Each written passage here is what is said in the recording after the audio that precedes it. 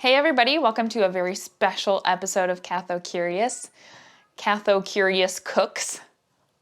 So I thought, since we are in quarantine mode still, I thought I would do a pantry raid episode of CathoCurious. What I'm gonna do is I'm gonna raid the pantry, and then we're gonna cook it up into whatever it comes out to be. So come on, let's raid the pantry. So let's see, what do you have here? This is the vegetable bin. Have some very old cucumbers. That's not gonna help me out. Mushrooms? Mushrooms look good. Go with that. Head of broccoli. It's nice. What have I got in terms of cheese? A little bit of Parmesan. That can't hurt. Ooh, look, tomatoes. No, I said don't show a shot of this. Tomatoes. Great. Also found a couple lemons. It's exciting. Oh, lemon down! Earlier, I did find in the freezer this lovely chub of sausage, which I've been thawing. So we'll be using that too. It's Italian sausage. So we're gonna need starch. So I think pasta would probably be best with this. So let's check and see if we have any pasta.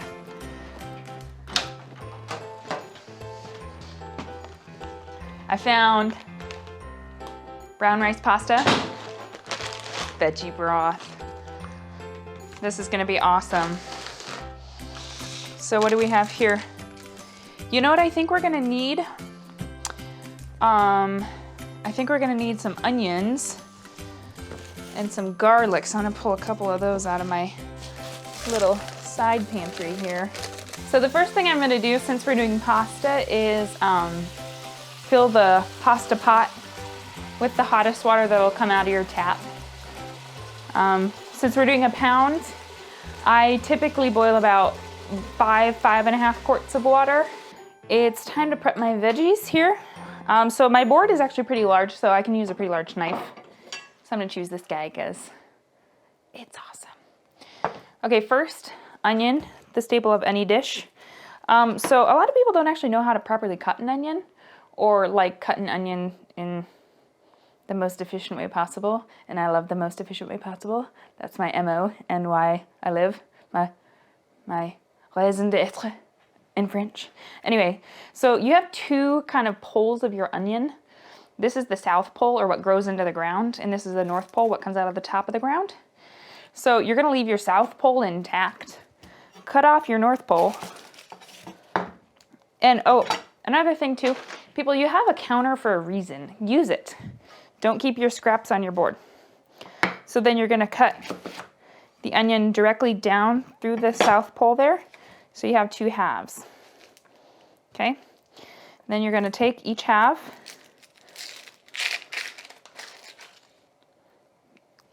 nicely peel away the skin there. And this next part, I want you to watch carefully. See these beautiful onions here? The first thing you're gonna do is you're gonna take your knife,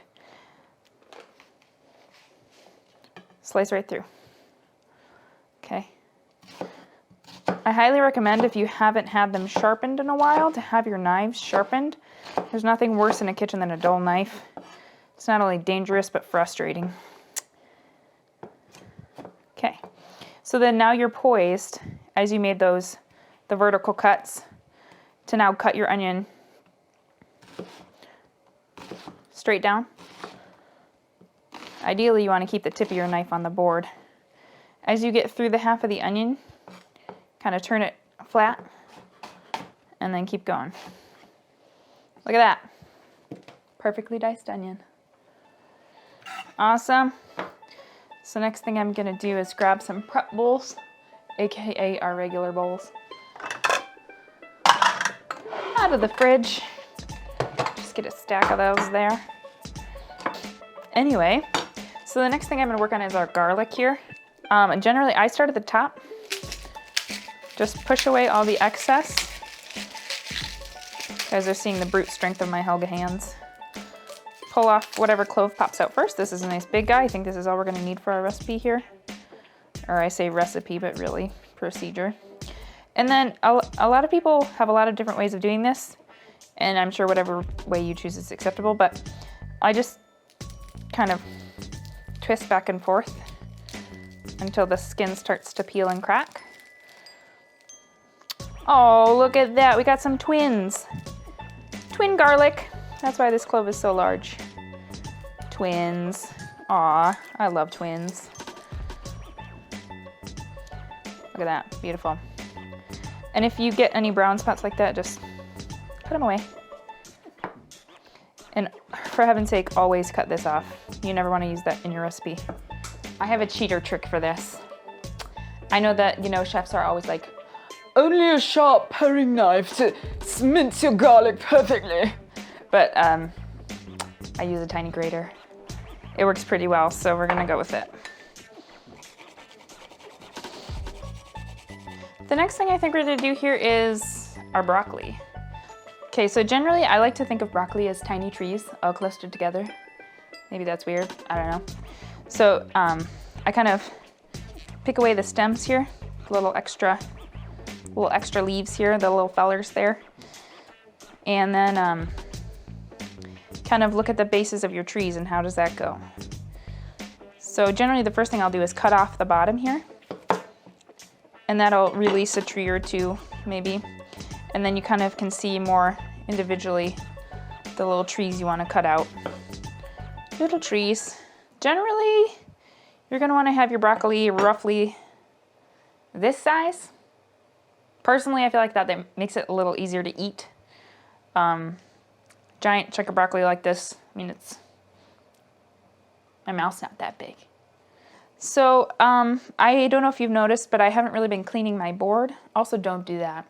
What I just did there, clean your knife with your finger. You should rinse it under running water. You're gonna cut yourself. So generally after broccoli is kind of when I take all my lovely scraps here. Kind of, and not you, garlic bulb. I love you.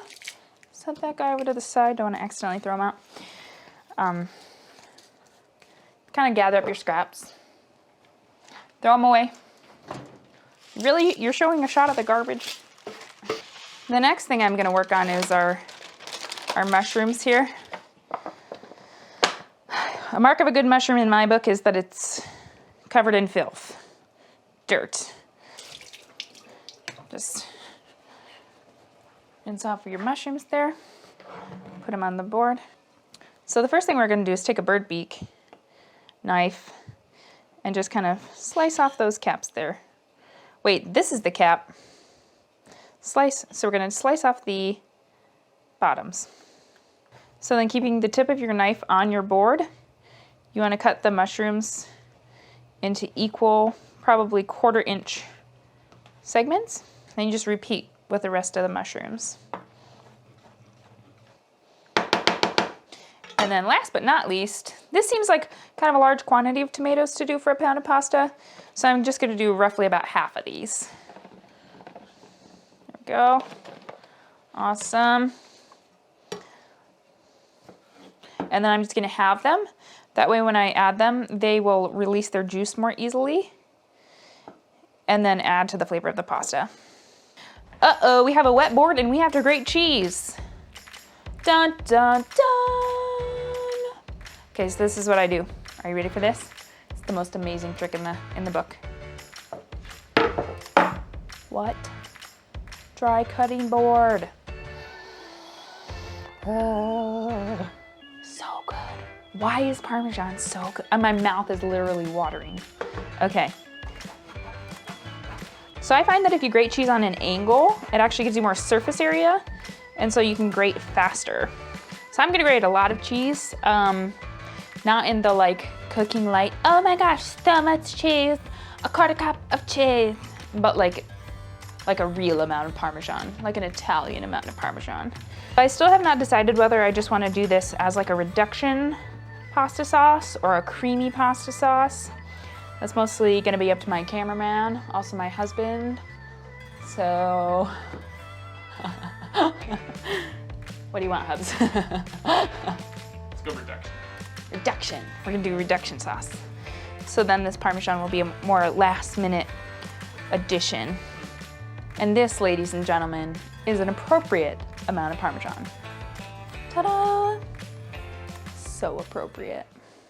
Okay, so the first thing I'm gonna do is check on my pasta water here, which is not quite boiling, but we're gonna do the most important thing you can ever do with pasta water, which is make it taste like the sea. So seriously, like, be not afraid of the salt. You want it to be like the ocean. Okay, so first things first, we're gonna preheat our pan. We're gonna put it on a medium-high heat, probably like a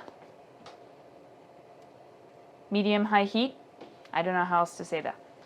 So, and then the next thing I'm gonna add is gonna be our olive oil. We're only gonna add a little bit since sausage is pretty fatty. This is just your regular run-of-the-mill olive oil. Please do not use extra virgin or any fancy olive oils. You will waste your money and ruin the taste of the olive oil, so don't do that. Okay, this is probably good by now. Add just a small amount.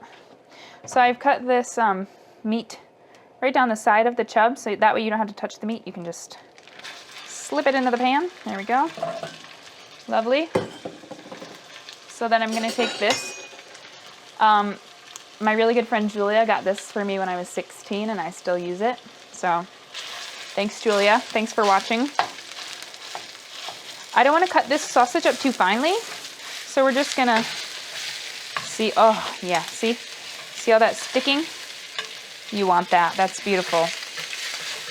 Okay, gonna give that another couple minutes, and I just noticed here that our pasta water is boiling.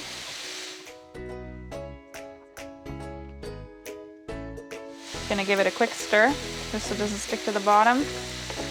Okay, so now that this meat is mostly cooked, just a few spots of pink left, I'm gonna go ahead and add my onion. There's a lot more waiting in cooking than people realize.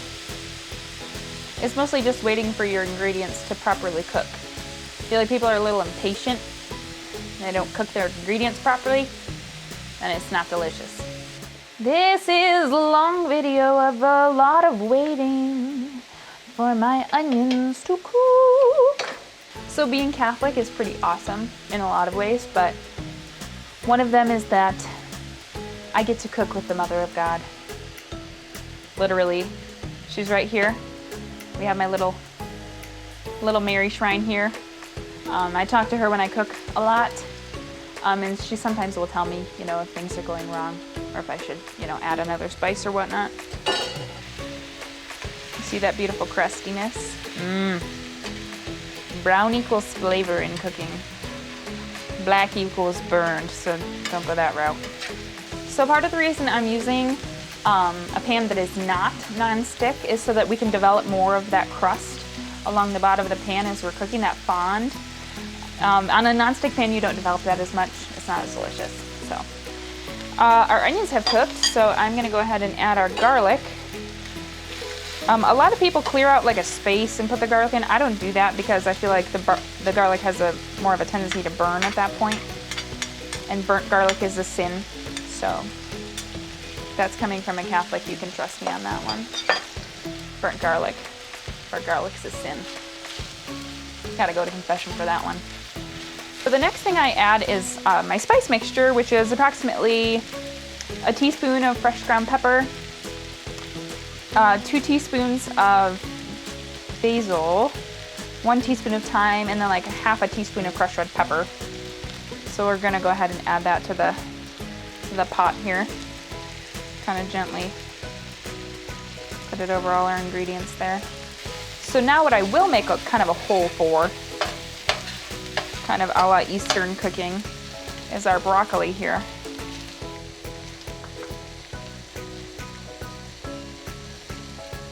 I'm a professional, don't try this at home. Perfect.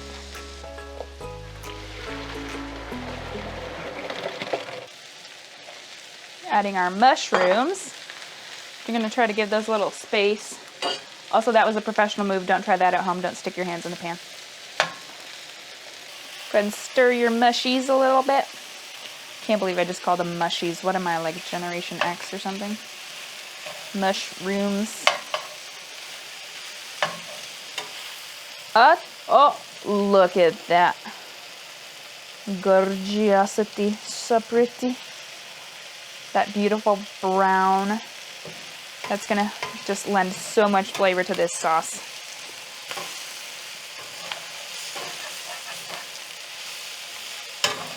Uh-oh, we're getting a little bit of black over here, so I'm gonna do a little trick I like to call. So we're gonna open up this vegetable broth here.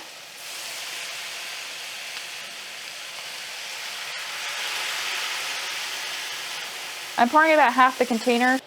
Have to work a little bit to get that off, but it'll be so worth it in the end. Oh my gosh, look at that. So pretty. And since this liquid's reduced about halfway and starting to give a little bit of a trail, I'm gonna add these tomatoes to the side. It's kind of the sauciest, because tomatoes are gonna add a lovely sauciness of their own. They're tomatoes, so saucy. Saucy tomatoes. Yeah, I was at one point in my life a professional cook, but I'm also a mom and I'm real. So we're not gonna try to put the pasta like in bowls and then add the sauce over it. We're just gonna put everything into this big hunger pot and put this on the table for dinner. Cause come on, just kinda, there we go. I'm happy with my sauce now, so I'm gonna add it to the pasta. Turn off your burner, don't forget that. I sometimes forget that. I almost caught my sleeve on fire one time. This smell is just incredible. So I juiced 2 lemons. Probably not gonna use all of this. If you add this just a splash at the end, it just adds a bit of brightness to it, and it'll kind of elevate your dish. Elevate your dish. Why can't I say dish? Elevate your dish. Strainer. No seeds in this pasta. A little more. I'm a lemon lover. The last thing we're gonna add is about half of our Parmesan. We're gonna use the other half as garnish. So just watch this. My mouth's watering again. Oh,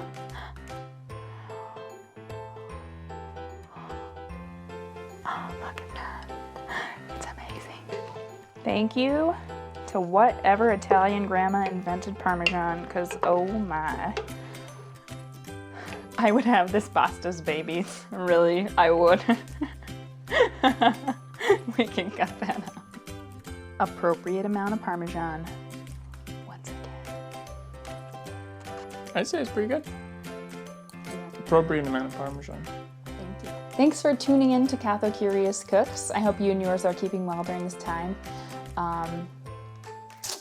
I have no recipe for you. Literally, this video is all you get. I have no measurements, so just do your thing with your stuff in your kitchen. Bye.